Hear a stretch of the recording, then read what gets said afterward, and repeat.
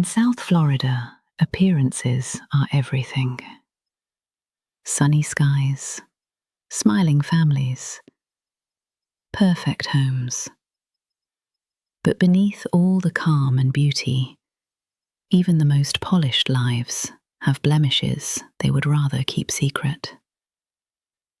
This case begins with a custody battle and ends with an entire family consumed by its own darkness. Hello, I'm Ellie Calderwyn.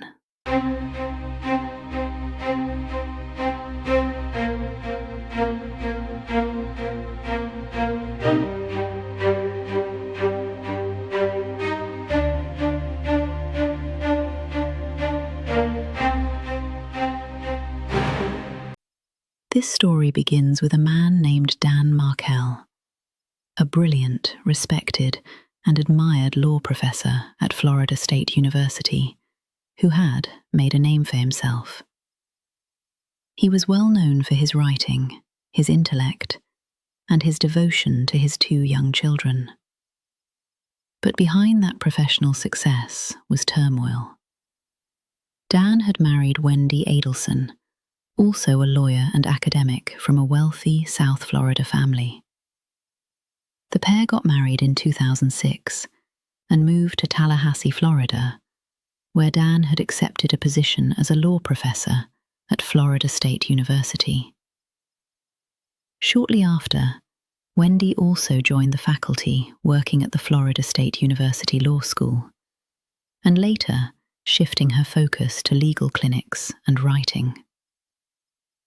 The couple built their life in Tallahassee, buying a home, welcoming two sons, and becoming a respected pair in the academic community. But only one of them enjoyed the life they had built.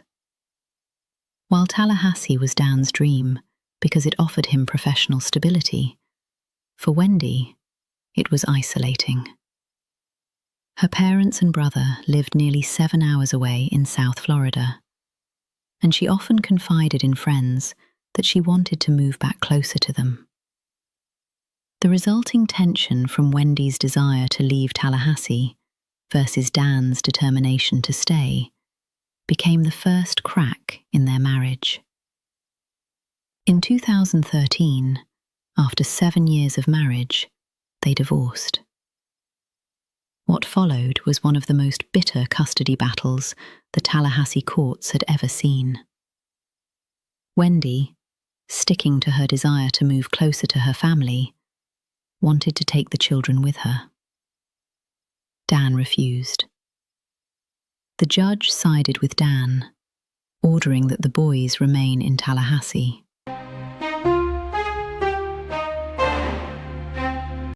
The Adelsons were a prominent South Florida family, educated, successful, and close-knit to a fault. Neighbors said they were the kind of family that stayed connected no matter what. Donna and Harvey Adelson, Wendy's parents, had built a comfortable life in Miami through their dentistry business. In addition to Wendy, their daughter, they had a son called Charlie, who was also a dentist in South Florida. After the divorce, Wendy's mother, Donna Adelson, worried about her daughter and wanted to free her from Dan and from Tallahassee. Tension between the Adelson and the Markel families had hardened into quiet hostility, with Wendy's family complaining more and more frequently about Dan. They complained he was ruining Wendy's life by holding on to the children and keeping her tied to Tallahassee. In emails and phone calls, they criticized the court's custody rulings, mocked Dan's strict parenting, and expressed a growing resentment that their grandchildren were being held hostage by Dan. Donna wrote in one message that Wendy should consider changing the boy's last name, and even joked about hiring a hitman as a cheaper option than therapy. Investigators would later say, she wasn't joking.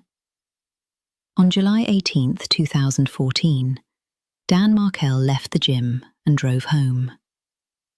That morning had been ordinary, almost painfully so.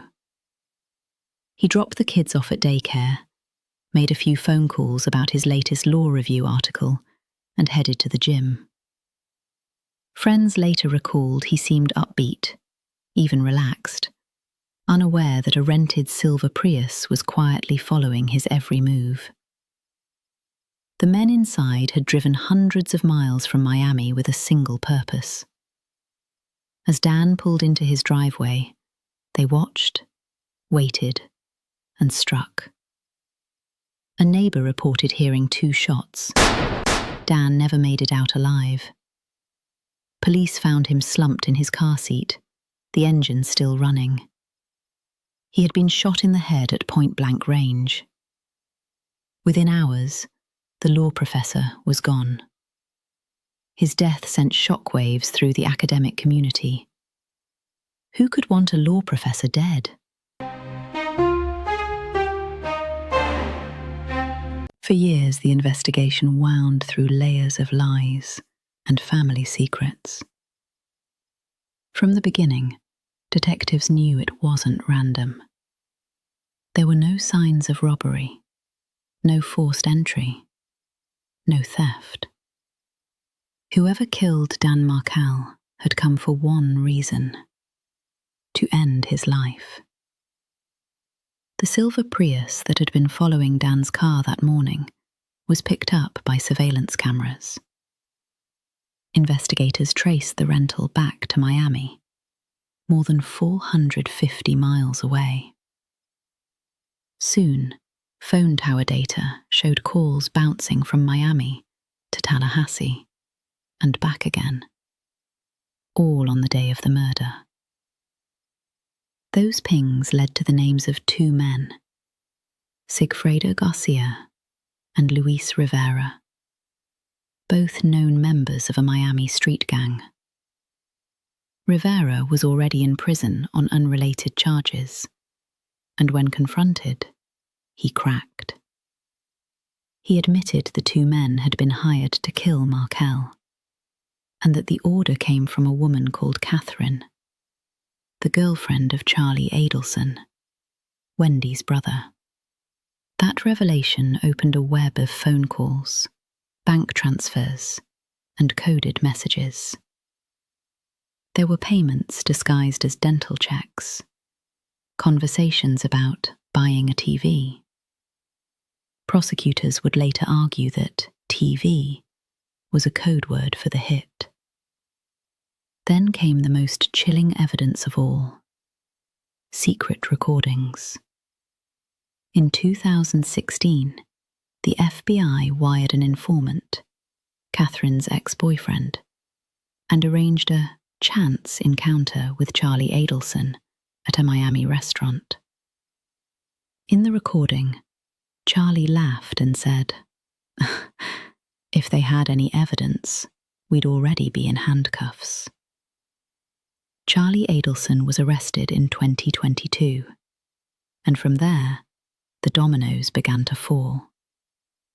His conviction in 2023 turned attention back to his mother, Donna. Prosecutors had long suspected someone else, besides Charlie, was pulling the strings. Someone older, smarter. Someone like Donna, his mother.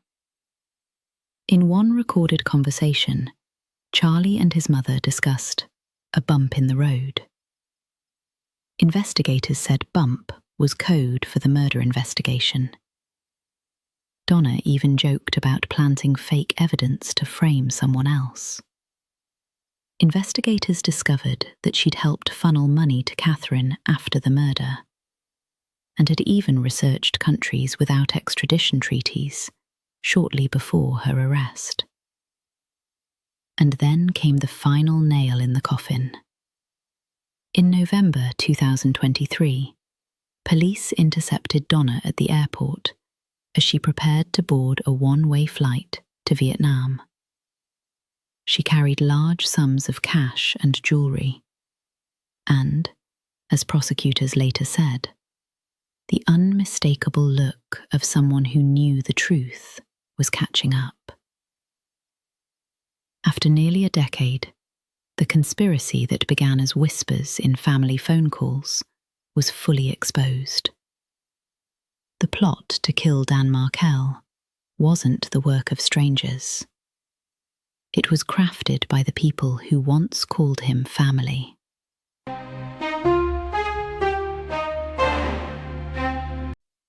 The trial began in August 2025, more than a decade after Dan's murder.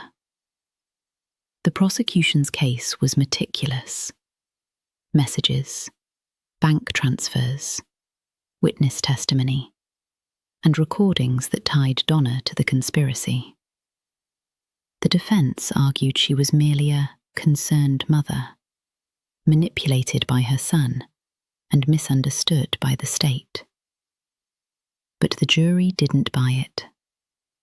On September 4th, 2025, after less than 3 hours of deliberation, the jury found Donna Adelson guilty on all counts: first-degree murder, conspiracy to commit murder, and solicitation of murder. Witnesses described her uncontrollably as the verdict was read. On October 13th, 2025, Donna Adelson was sentenced to life in prison without the possibility of parole, plus 30 years for conspiracy and solicitation. In her statement, she said, "I am an innocent woman, convicted without evidence." But the judge saw no remorse. He called her actions an utter betrayal of motherhood. For Dan's parents, justice had finally come. But the cost was immeasurable. Their son was gone. Their grandchildren, raised by the same family that helped orchestrate the murder, were out of reach. The Adelsons, once a respected Florida family, are now remembered for only one thing: murder. What makes this story so chilling isn't just the crime itself. It's what it reveals about human nature. How love can curdle into control. How privilege can rot into corruption. And how sometimes danger doesn't come from strangers. And it leaves us with the question: how far would one go for love or hate?